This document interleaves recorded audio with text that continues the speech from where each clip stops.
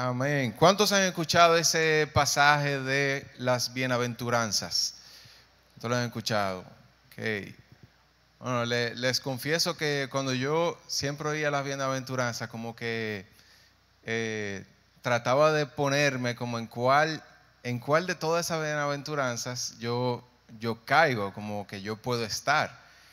Y cuando leía la de limpio corazón, decía, wow, esa está difícil. Como que hay tantas cosas que uno dice, oye, en mi corazón siempre surgen cosas que no le agradan a Dios. Como que a veces yo decía, en ese se me hace muy difícil encajar.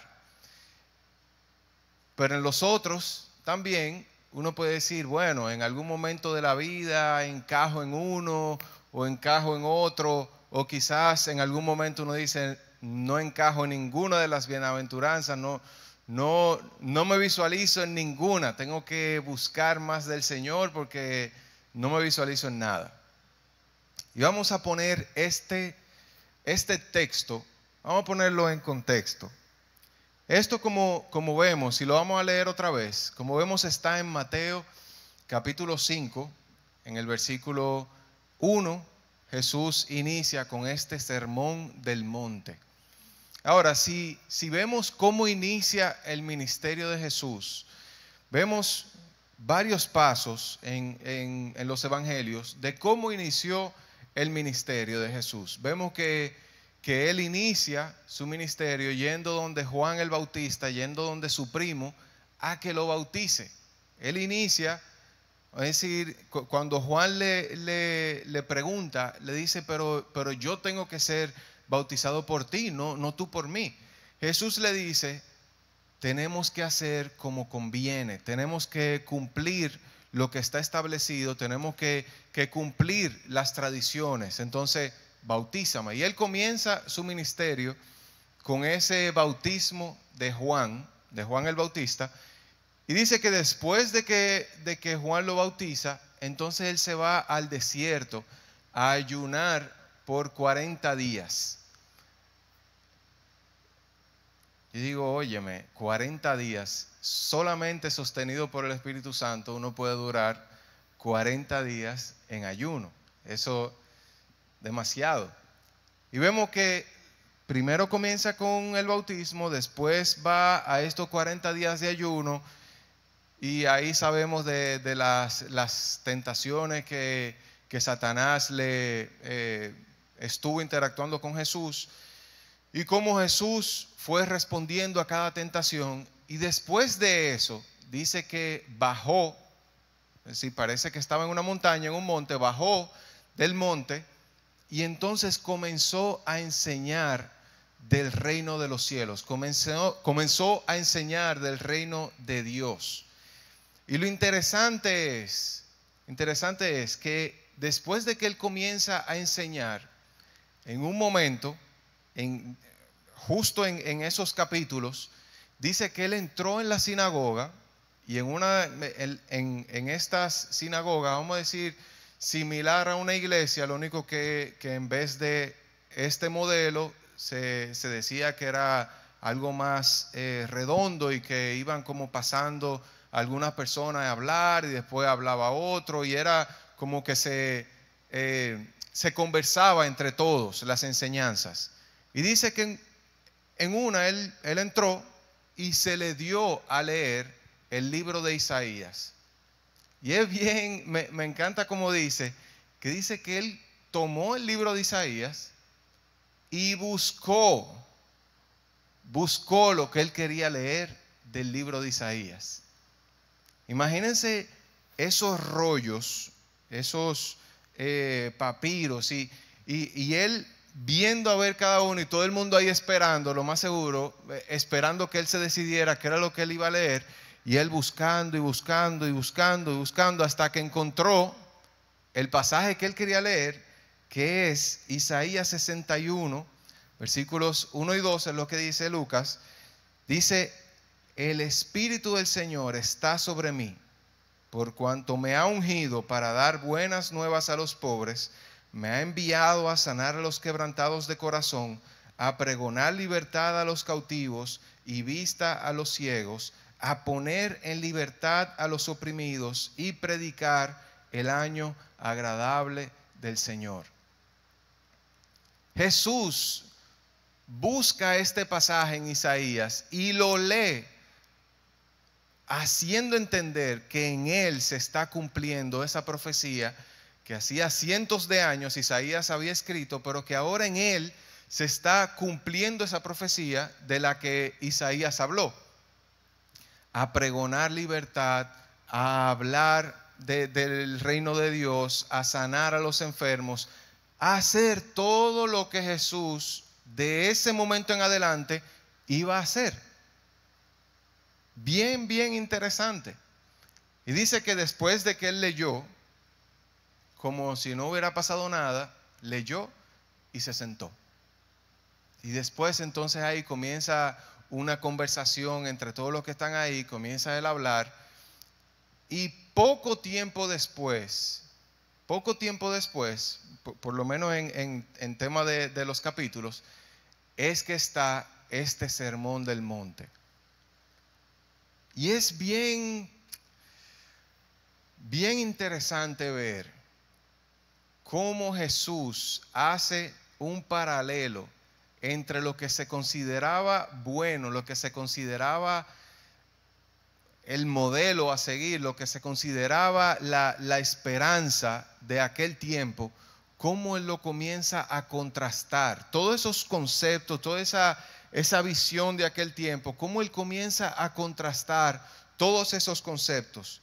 Y vemos como, por ejemplo, el imperio romano lo que estaba era gobernando con fuerza, con poder, tenía el dominio sobre, no solamente sobre Israel, sino sobre muchísimas otras naciones.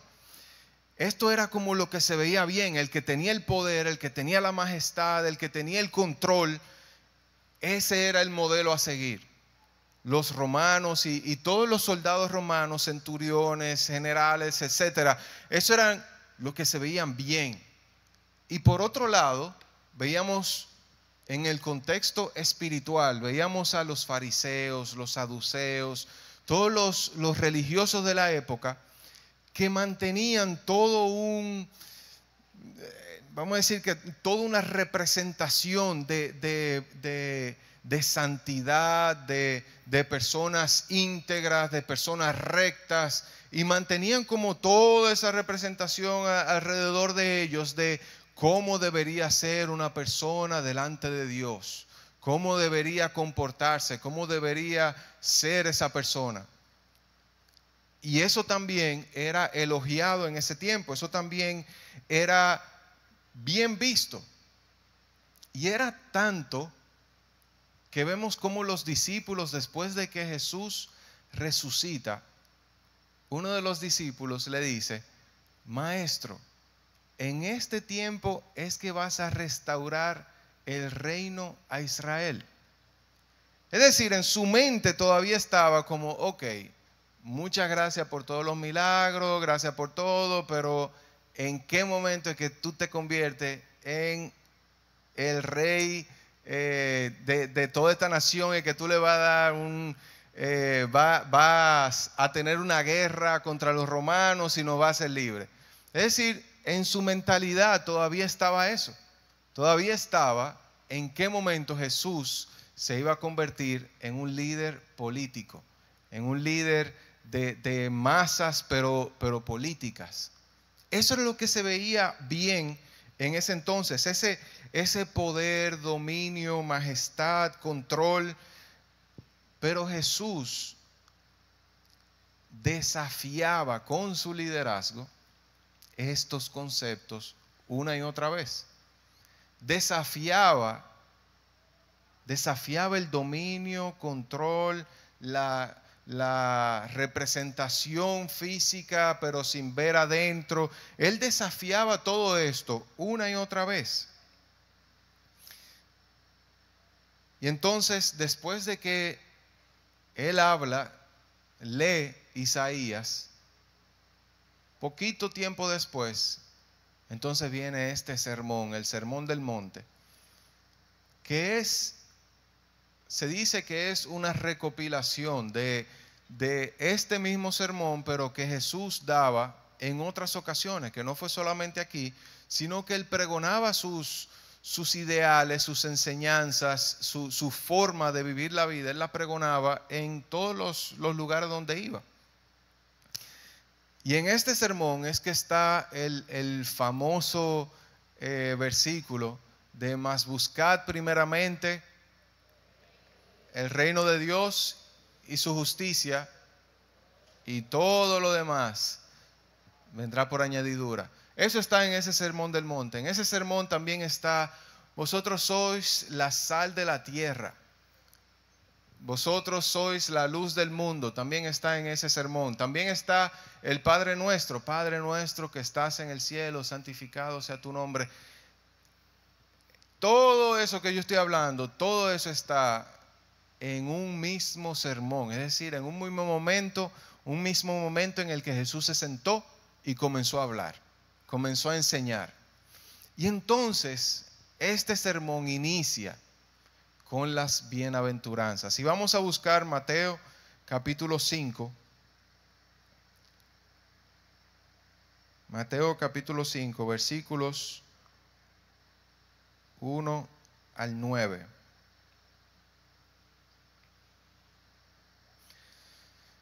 Lo tenemos, amén.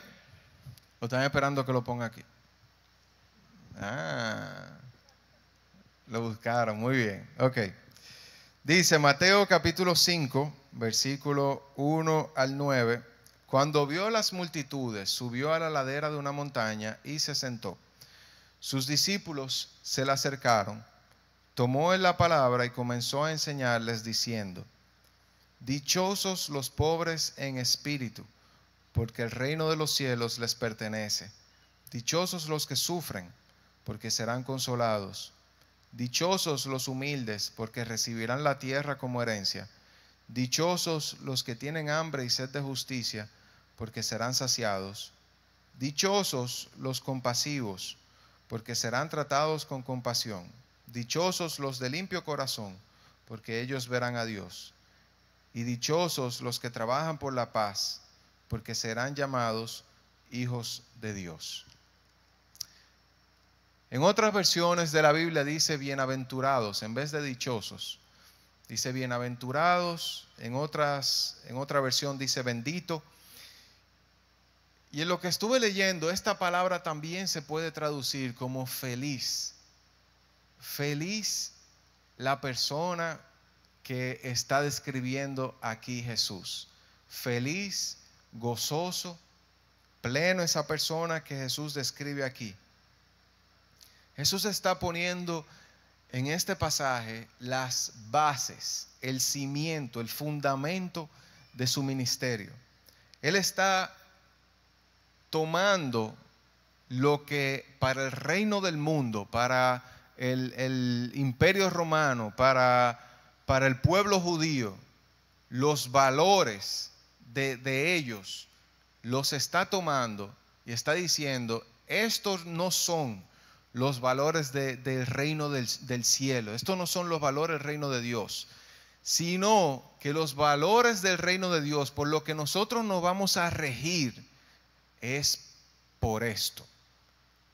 Y comienza a dar cuáles son esas características, cuáles son esos criterios, cuáles son esos valores por los que el pueblo de Dios, las personas que siguen a Jesús, tienen que regirse. ¿Cuáles son esos conceptos?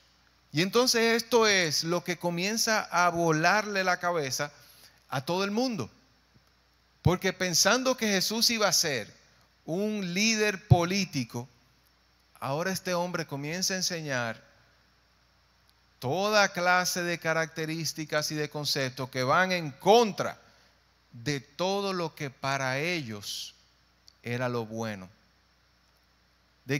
Imagínense, o sea, que toda mi vida yo había pensado que tengo que tener el dominio, el control, que tengo que aparentar algo, que tengo que vivir a ciertas alturas, que tengo que vivir para que me sirvan a mí. Tener toda mi vida pensando eso, y ahora que todo cambie y que me comiencen a decir, si quieres que te sirvan, comienza tú por servir. El que quiere ser el mayor tiene que ser el menor. Dichosos los que lloran, dichosos los humildes. No dice dichosos los orgullosos, dichosos los que están en eminencia. Dice dichosos los compasivos, los que tienen a otros en cuenta. Dichosos los que están pendientes de lo que Dios quiere, pero también los que tienen su mente también aquí en los demás, los que no se olvidan de los demás. Jesús comienza a transformar, a trastornar la mente de todos nosotros, de todos sus discípulos, todos los que lo escuchaban. Y vemos como en el libro de los Hechos y más adelante, vemos cómo dicen, cuando se acercaban los discípulos a una aldea, a una ciudad, a un pueblo, decían, vienen los trastornadores del mundo, han llegado hasta aquí. Los que trastornan el mundo entero han llegado hasta aquí. ¿Y cómo están trastornando el mundo? Con los valores del reino de Dios. Con una nueva forma de pensar, con una nueva forma de actuar, con una nueva forma de interactuar con Dios y de interactuar con los demás. Los pobres en espíritu son dichosos, bienaventurados. Bienaventurados los que lloran, bienaventurados los que sufren. Bienaventurados los humildes. En otra versión dice bienaventurados los mansos. Bienaventurados los que tienen hambre y sed de justicia. Bienaventurados los misericordiosos. En otra versión dice los compasivos. Bienaventurados los de corazón limpio. En otra versión dice los de corazón puro. Bienaventurados los que trabajan por la paz. Y a cada uno de estos uno puede hacerle una contraparte. A cada uno de estos conceptos uno puede hacerle una contraparte de lo que se veía bien en ese momento de la historia. Los pobres en espíritu, los que tienen necesidad de Dios. Pero ¿cómo se mostraban los fariseos? Se mostraban como que no tenían necesidad de Dios. Con todos los ritos, leyes, cosas que ellos hacían, con eso era suficiente para sacar a Dios de en medio. Solamente haciendo todos esos ritos, las purificaciones, teniendo todos esos conceptos y vistiéndose de tal forma y haciéndole creer a todo el mundo que eran de una forma, con eso ellos no se creían pobres de espíritu, se creían ricos en espíritu. No veían una necesidad espiritual de Dios, sino que se veían autosuficientes, se veían como que sí podían ser autosuficientes con lo que hacían, con lo que creían, con lo que pensaban. Las bienaventuranzas, a diferencia a veces de lo que nosotros pensamos, no habla acerca de distintas personas, de bienaventurados los pobres en espíritu, y ese es un grupo, y bienaventurados los que sufren o los que lloran, y ese es otro grupo, y bienaventurados los mansos, y ese es otro grupo. No, lo que Jesús está diciendo es, estas características tiene la persona que es del reino de los cielos. No una, ni dos, ni tres, sino todas estas características son las que cada uno de ustedes, le decía Jesús, y cada uno de nosotros tenemos que fomentar en nuestra vida.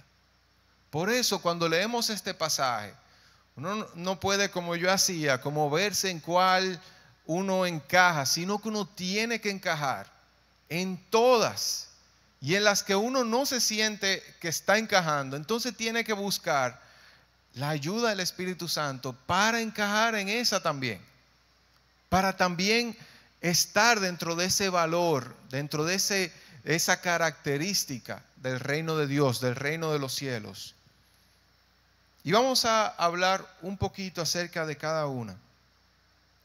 Los pobres en espíritu son los que reconocen su necesidad espiritual. Los pobres en espíritu son los que están conscientes de que necesitan a Dios, de que necesitan al Espíritu Santo cada día.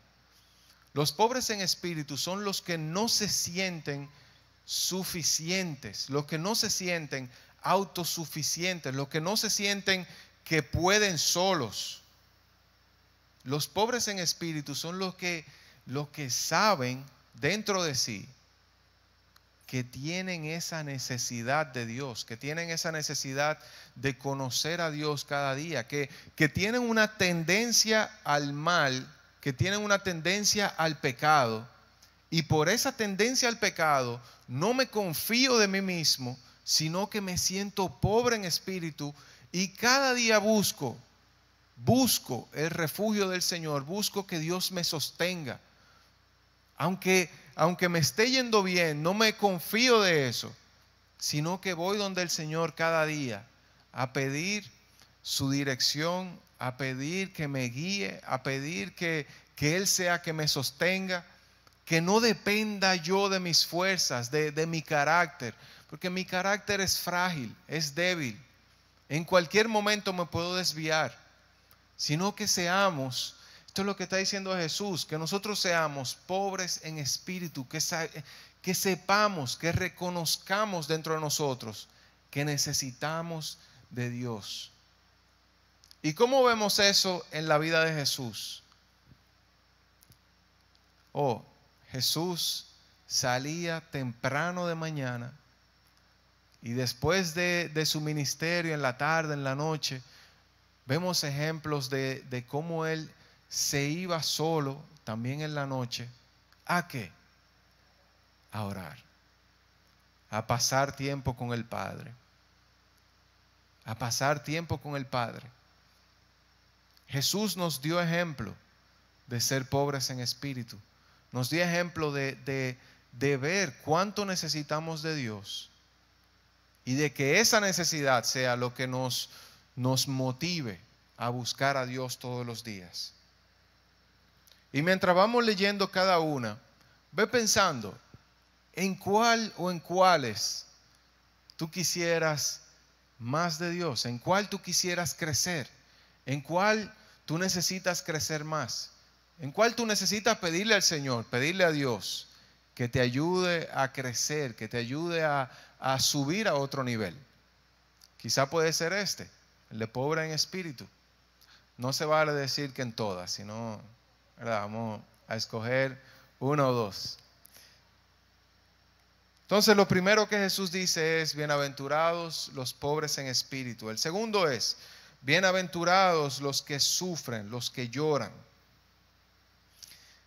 Y los que lloran, estaba viendo y leyendo de otras versiones, otros comentarios, y lo que surge de esta frase de los que lloran es, así como la primera frase es los pobres en espíritu, los que saben que necesitan espiritualmente de Dios, los que lloran son los que necesitan emocionalmente también de Dios. Dichosos los que reconocen que emocionalmente, en sus sentimientos, en todas sus emociones, necesitan la dirección de Dios. Bienaventurados los que se permiten vivir las emociones del día a día, pero con estas emociones llenas de Dios, con estas emociones filtradas por Dios. No es como que uno reprima sus emociones, no es a eso que Dios nos está llamando, sino que las emociones vengan al descubierto, pero sean filtradas por Dios, que podamos sentir, darnos el permiso de sentir, de emocionarnos, de llorar, de reír, de gozar, pero sin llegar a esos extremos. Es decir, ni llegar a los extremos emocionales, pero tampoco reprimirlos, sino un sano concepto. ¿Y cómo vemos eso en la vida de Jesús? Lo vemos muchísimo. Me impresiona cuando Jesús, el jueves, antes del viernes de dolores, de la crucifixión, el jueves, Él va donde Pedro, Jacobo y Juan y les dice: estoy triste hasta la muerte. Y así, estando eso en la Biblia, a veces nosotros como cristianos pensamos que sentir tristeza es pecado. Sentir tristeza está mal. O le decimos a otro: ven a Cristo y no tendrás tristeza. Cristo se puso triste. Es decir, tuvo emociones, pero supo cómo lidiar, cómo manejar, cómo expresar sus emociones.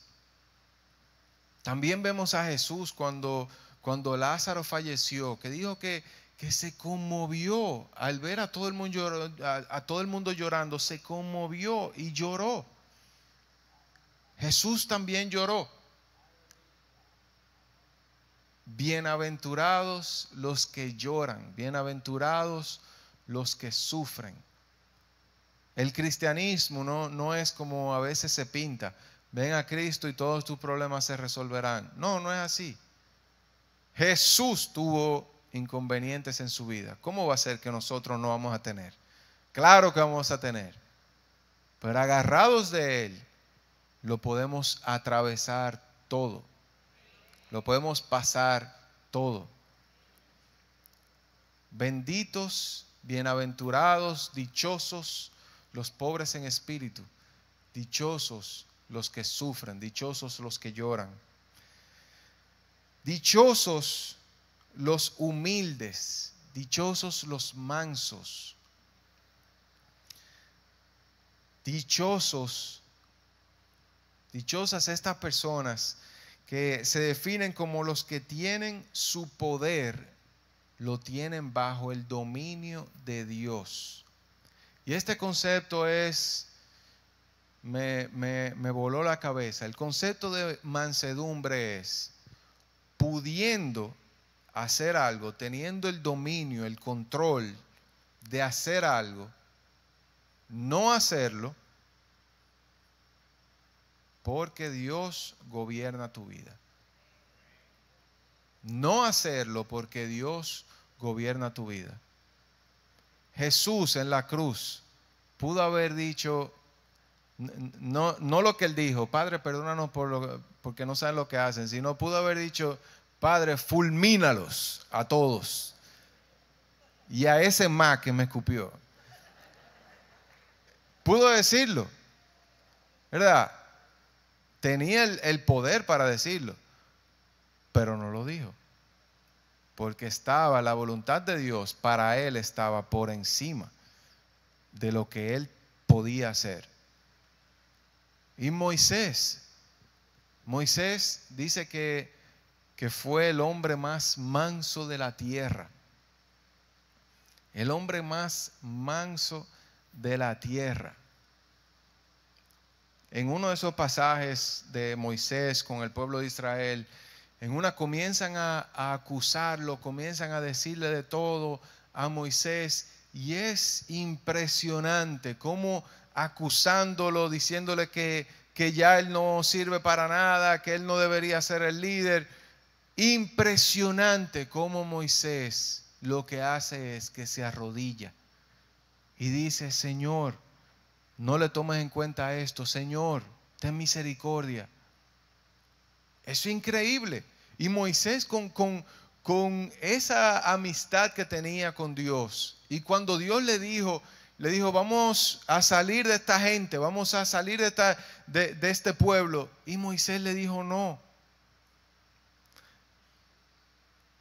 que a pesar del poder que tú tengas, no te lleves del poder, no nos llevemos del poder que tenemos para hacer algo con tu subordinado, con la persona que se reporta a ti, o quizá con tu jefe, de algún momento hacerle una maldad que nunca se va a enterar.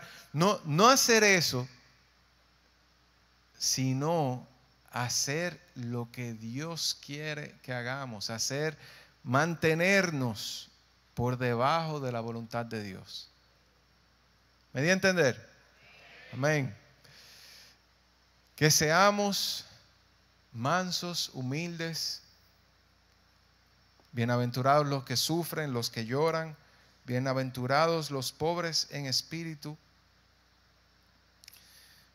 Jesús dijo de mansedumbre, dijo: aprendan de mí que soy manso y humilde de corazón. ¿Y qué? Y hallarán descanso para sus almas. El próximo es: bienaventurados los que tienen hambre y sed de justicia. Bienaventurados los que tienen hambre y sed de justicia. Y lo interesante de este es que lo que está hablando es: bienaventurados los que buscan ser aprobados por Dios. Bienaventurados los que quieren vivir una vida recta, los que quieren hacer el bien, los que quieren hacer lo correcto. Bienaventurados los que tienen el apetito de hacer el bien, de hacer las cosas en integridad, de que su anhelo sea comportarse como Dios quiere. Bienaventurados los que tienen hambre y sed de justicia. Y en esta palabra no es la misma palabra que se utiliza para los juicios de un castigo al malo, al que se considera culpable, y absolver al que es inocente. No es la misma palabra de esa justicia. De la justicia la que se habla aquí es de hacer lo correcto. Bienaventurados los que tienen esa hambre, ese deseo de hacer las cosas bien, de comportarse bien, de no ese bien que te haga daño, sino el bien de querer hacer las cosas que a Dios le agrade, de querer hacer lo correcto, de tener integridad. Bienaventurados los que tienen ese deseo. ¿Y cómo vemos eso en Jesús? Vemos que Jesús buscaba hacer la voluntad del Padre a toda costa. Dice: no puede el Hijo hacer nada por sí mismo, sino lo que ve hacer al Padre. Porque todo lo que el Padre hace, también lo hace el Hijo. Es vivir honradamente, conducirse con honestidad. Es tener un alto concepto de la integridad, de la honradez, de la honestidad. Que aunque nadie me vea, hacer lo que es. Aunque nadie me esté viendo, hacer lo correcto. El próximo es: bienaventurados, dichosos, los misericordiosos. En otras versiones dice: los compasivos. Los que muestran compasión y actúan en ayuda de los necesitados. Los que no se hacen de la vista gorda de los que están pasando trabajo, de los que están necesitados, de los que necesitan apoyo, necesitan hasta que tengan necesidades físicas, fisiológicas. Que no se hacen de la vista gorda de ese grupo de personas, sino que son misericordiosos, que son movidos a misericordia. En Hebreos 12:17 dice: por lo cual, hablando de Jesús, en todo semejante a sus hermanos, para venir a ser misericordioso y fiel sumo sacerdote en lo que a Dios se refiere, para expiar a su pueblo. Es decir, una de las cosas que Jesús tuvo que hacer fue venir aquí para mostrar su misericordia a nosotros, para no darnos el pago que necesitábamos, el pago que nos merecíamos, ese mal, no darnos ese mal, sino que Él mostró su misericordia al venir aquí como uno de nosotros, sacrificarse Él. Él pagó por nuestras transgresiones, Él pagó por lo que nos tocaba pagar a nosotros. Dice en parte de los pasajes que vemos en los evangelios, dice entonces Jesús, movido a compasión, tocó los ojos de ellos y al instante recobraron la vista y le siguieron. Jesús, movido a compasión, tocó los ojos de ellos. No se quedó bueno, ya yo sané a 500, tú eres el 501, lo siento, eran 500 que tocaban hoy. No, sino que vinieron esas personas y los tocó movido a compasión. No fue como, ay, viene otro. Sino por compasión, por misericordia. Los tocó y los sanó. Viendo a las multitudes, tuvo compasión de ellas, porque estaban angustiadas y abatidas como ovejas que no tienen pastor. Vemos una y otra vez cómo la motivación de Jesús era la misericordia, era la compasión que tenía. Los de limpio corazón verán a Dios. Como dije al principio, esta frase me parecía inalcanzable hasta que uno lee, ¿verdad?, lo que tanto se conoce del rey David, de que era conforme al corazón de Dios, y como sea vemos todas las veces que erró, todas las veces que no hizo lo correcto, pero como sea Dios dice de él que era conforme a su corazón. El tema con el corazón limpio, lo que quiere decir es, como hablábamos hace un par de domingos, es que el centro de control de tu vida, tus motivaciones, tus intenciones, estén de acuerdo con Dios, estén de acuerdo con lo que Dios quiere para ti, estén sanas, que tú seas íntegro, que lo que tú pienses, lo que hables, lo que digas, todo esté en consonancia y todo traiga gloria a Dios. Ese es el corazón limpio. Y por último, los pacificadores serán llamados hijos de Dios. Los que trabajan para obtener la paz, los que buscan la armonía, los que buscan el perdón, los que buscan la reconciliación, los que buscan alternativas para lograr la paz. Y vemos cómo Jesús dijo cuando estaba hablando acerca del perdón, dijo, ¿cuántas veces han de perdonar? ¿Cuántas veces van a perdonar? ¿7 veces? No, te digo 70 veces 7, es decir, infinitas. Infinitas. Cada vez que alguien te solicite perdón, cada vez que tengas que perdonar, perdona. Busca la paz. Como dice también la Biblia, busca la paz y síguela. En cuanto dependa de vosotros, estad en paz con todos los hombres. Si cuando vas a depositar tu ofrenda te recuerdas que alguien tiene algo contra ti, deja tu ofrenda, reconcíliate, busca la paz con esa persona y entonces devuélvete y deposita tu ofrenda. ¿Pensaste por un momento en cuál de esas tú quieres crecer? Pobres en espíritu, bienaventurados los pobres en espíritu, bienaventurados los que sufren, los que lloran, bienaventurados los mansos, los humildes,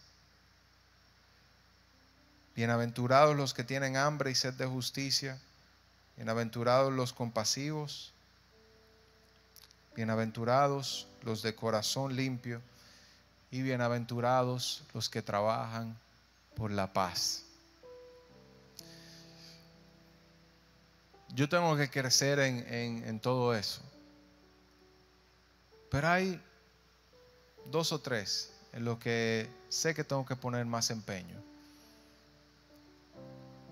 Piensa tú, ¿en cuáles de esos 2 o 3 tú tienes que poner un poco más de empeño? En crecer, en esos valores del reino de Dios, en esos conceptos del reino de Dios, del reino de los cielos. Piensa por un momento. Vamos a tomar un momento para que el Espíritu Santo te hable. Pídele al Señor, dile, háblame, ¿cuál de estos tú quieres que yo trabaje?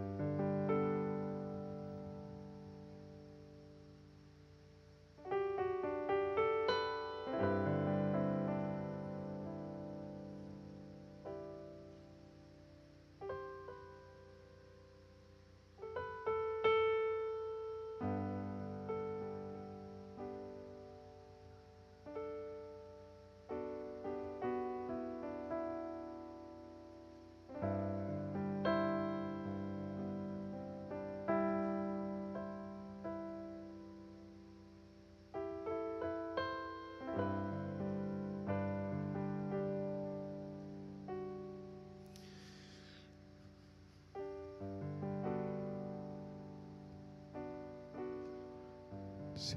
Lo bueno es que Él es nuestra ayuda, Él es nuestra fortaleza. Él es quien nos sostiene en nuestra debilidad. Él es quien nos ayuda en este caminar de ser fieles ciudadanos del reino de los cielos.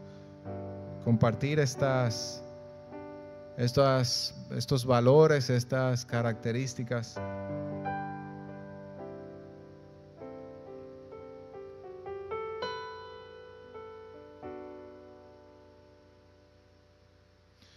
Vamos a estar de pie juntos. Que tu presencia me inunde.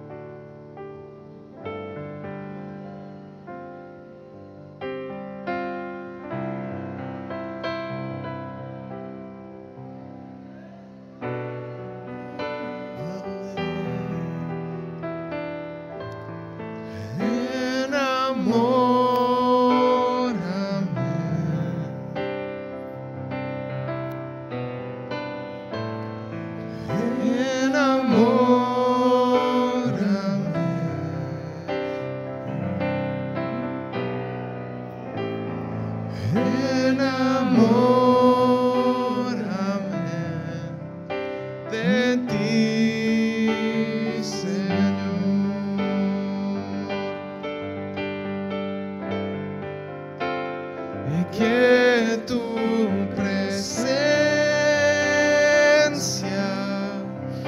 me inunde.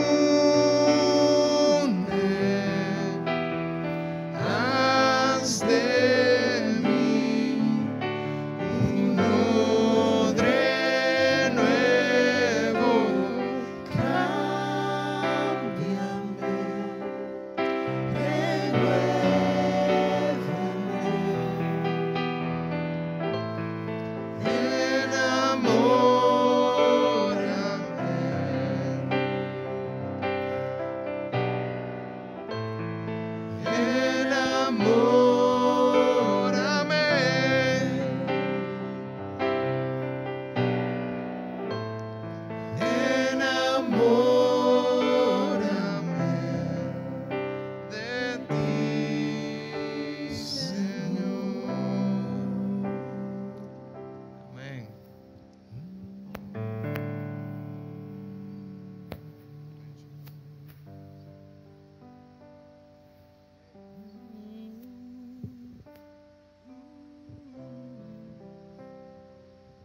Sí.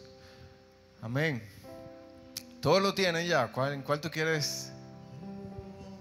Hay pocas manos. Amén. Ok. Amén. Amén. Todos nosotros tenemos que seguir creciendo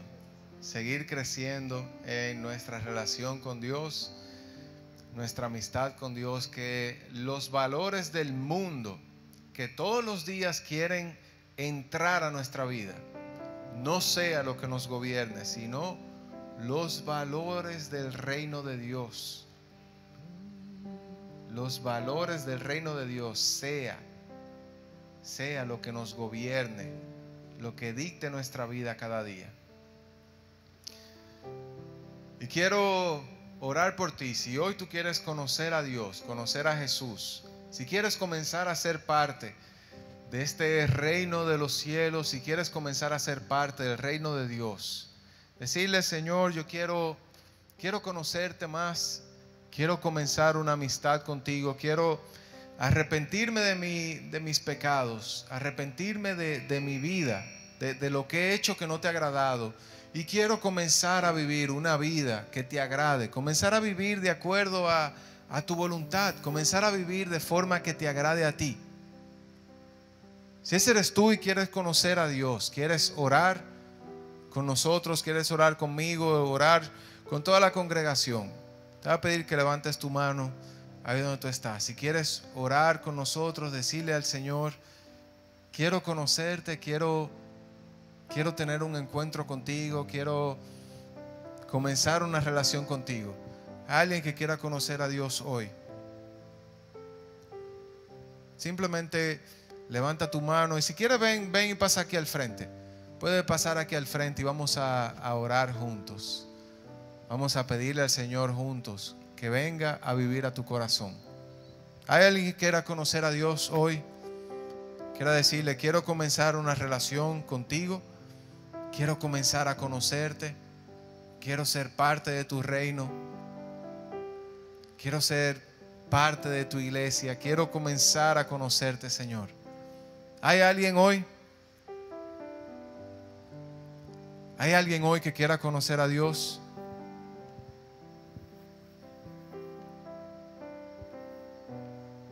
Amén.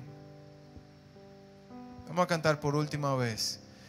Que tu presencia me inunde. Así es. Haz de mí un odre nuevo. Cámbiame y renuévame. Enamórame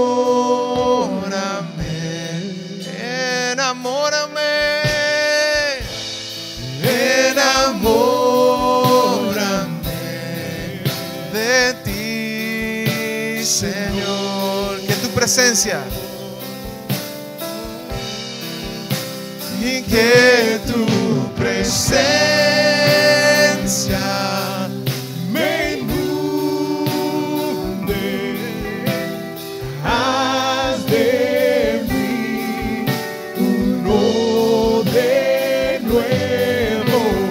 Cámbiame, renuévame.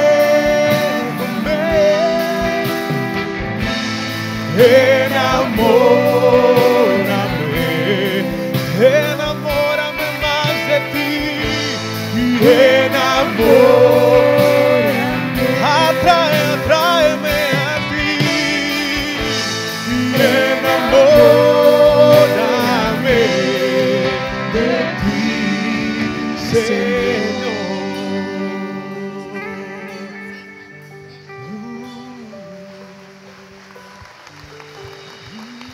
Amén, gloria a Dios.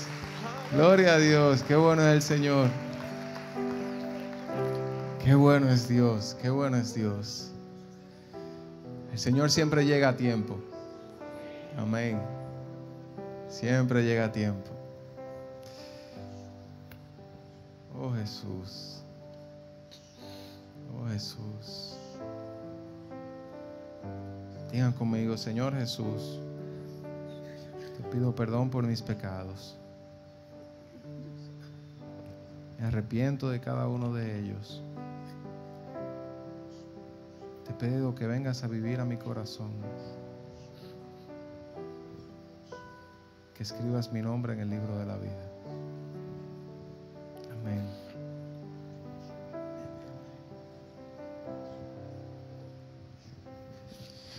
Aleluya. Tienden su mano hacia acá, hermano. Padre, gracias. Gracias por tu presencia, Espíritu Santo. Gracias porque has sido derramado sobre nosotros, trayendo, Señor, convencimiento, trayendo salvación, sanidad, liberación. Ahora presentamos, Señor, a nuestros hermanos. Pedimos que tú les acompañes, les equipe de toda herramienta para que puedan pelear la buena batalla, Señor, y llegar hasta el final y vencer, Señor, y estar por siempre contigo. Pido de una manera especial que tu Espíritu Santo le unja con poder. Señor, que sean, Padre, llenos de tu presencia, de unción. Que venga pasión, Señor, por tu palabra. Que venga sabiduría, entendimiento, Señor, para mantenerse firme en el nombre de Jesús. Cubre, Señor, su entrada, su salida. Igualmente, Señor, los que están en su casa, Padre, que han sido tocados, enviamos la palabra en el nombre poderoso de Jesucristo. Que tú le cubras, que tú le guardes y que tú lo selles con tu Santo Espíritu, Señor. Gracias, Padre, porque sabemos que en el nombre poderoso de Jesucristo tú le has llamado, Señor, y tú vas a completar la obra en ellos. En el nombre de Jesús. Amén.